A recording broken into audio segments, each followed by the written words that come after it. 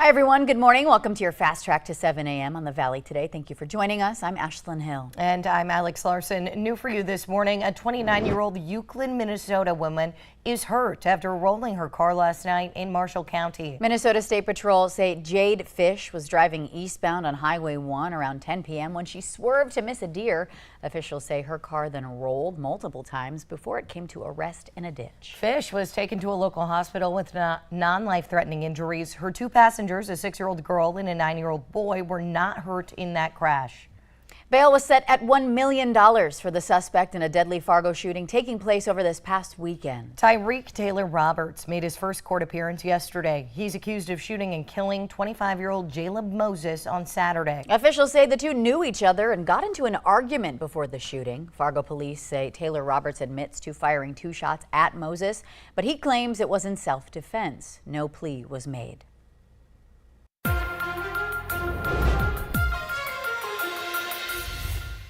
Happening tonight, North Dakota candidates running for the United States House will take the debate stage. Republican candidate Julie Fedorchak and Democratic candidate Trygve Hammer facing off tonight at 7 p.m. That debate will be broadcast on TV and radio by Prairie Public. So this is the first of a series of political debates set for this fall, leading up to the general election on November 5th. A U.S. Senate and governor debate will be held next month. You can watch for continuing coverage throughout the election season on the free VNL News app. When unions are strong, America is strong. I was honored to receive the endorsement of the rank and file membership of the Teamsters. I love the Teamsters.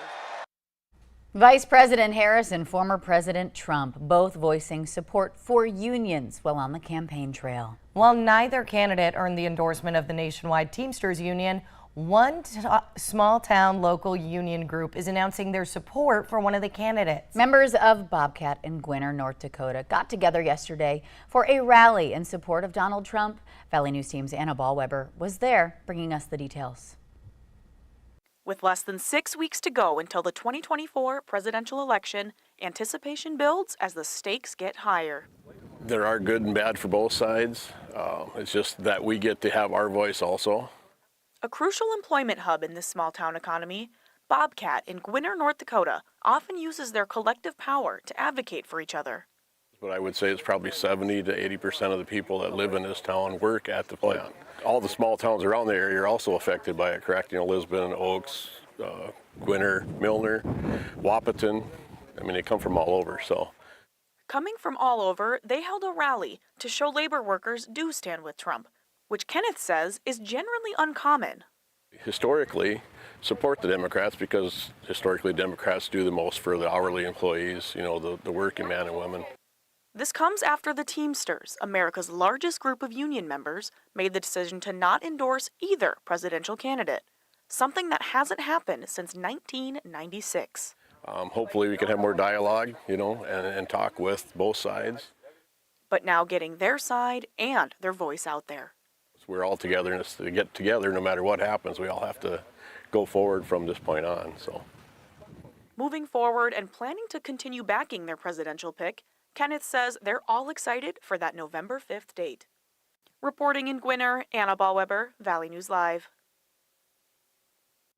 And if you were not aware, voting rules vary quite a bit state by state. For instance, between North Dakota and Minnesota. Absentee voting begins today in North Dakota. If you plan to vote, the state of North Dakota does not require voter registration. All you need is a valid form of ID. So there are going to be 4 valid types: your state driver's license, North Dakota non-driver's ID, tribal ID, or a long-term care certificate. If you want to request a North Dakota absentee ballot, head on over to valleynewslive.com. We've got a link there for you to do so. And absentee voting has been open in Minnesota since last week. A reminder, you must be registered to vote in the state of Minnesota compared to North Dakota. If you're voting by mail, you gotta register by October 15th. If you would like to request a Minnesota absentee ballot, we have a link to do that on our website as well.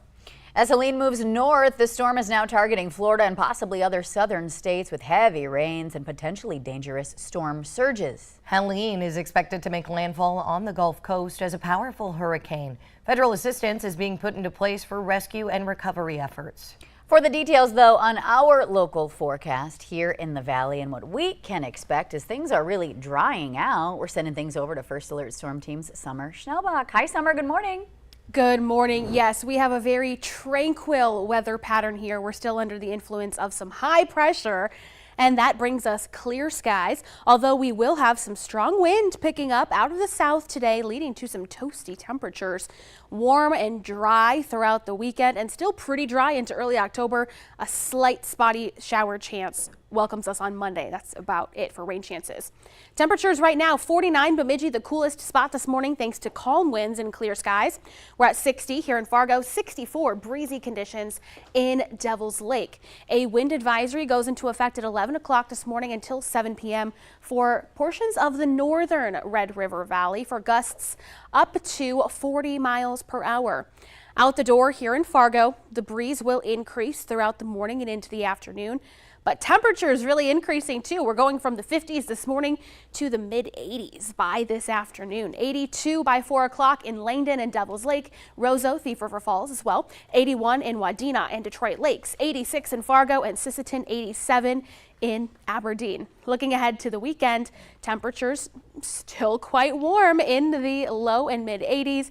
It's not until the first few days of October that we cool down upper 60s, low 70s.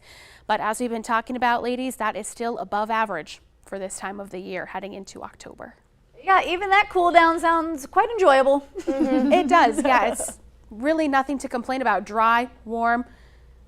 Some folks are asking for more rain. That doesn't come till probably a little later, but we're dry for now. Yeah, wait your turn. Yeah. Thank you, Summer. Bedrooms, bathrooms, and basements. Oh my! The Red River Valley Building Industry Association is hosting its final weekend of the Parade of Homes Fall Edition. Yeah, they'll be showcasing 40 homes and 20 builders throughout the Red River Valley. And we have been keeping up with Tatum Miller all morning. She's giving us a tour of one of the homes on the route and looking into some 2024 trends. Hi, Tatum. Good morning. Good morning, ladies. Well, as promised, we showed you the upstairs and now we're in the basement right now. This is home number 40 on the Parade of Homes route. I'm here with Mike Gilland with Beyond Realty and Dabbert Custom Homes. You guys have 4 houses on the route. This is one of them, but what is the Parade of Homes? The Parade of Homes is really just this great opportunity for local builders and remodelers to showcase their product in a group setting that really gets people excited and co-marketed that way, and great opportunity for individuals, families, friends to get out, check homes out. Good way to interview builders, see what's out there. But yep, fun time of the year. Yeah, get some inspo. So this is one of your constructions here. Can you kind of give me an overview of the house? Yeah, happy to. This was a what we call pre-sale. So this was custom designed for these homeowners. They'll be moving in after Parade, and we're very generous to allow us to show it to people. This is a 2-story home. We have a great room that you saw in the previous segment. That's a really fun feature. But this is the basement, which was a very big deal to them. So we have 9-foot ceilings down here, which is a great feature for our cold winters to not feel like you're living in a dungeon. And this is probably one of the main features that we focused on for this home. They had a previous home that they had done this very custom design that they wanted to replicate, so we worked with them to create this, but very tailored to their wants and needs. Nice little shiplap backing, and this is an 85-inch TV, and you can tell with the tall ceilings, a big room, it doesn't even quite fill it all for being such a large television. I was gonna say this TV is bigger than my whole apartment and probably me, but this isn't the only feature. We're walking over here where you have this custom bar of sorts. So walk me through what we've got going on.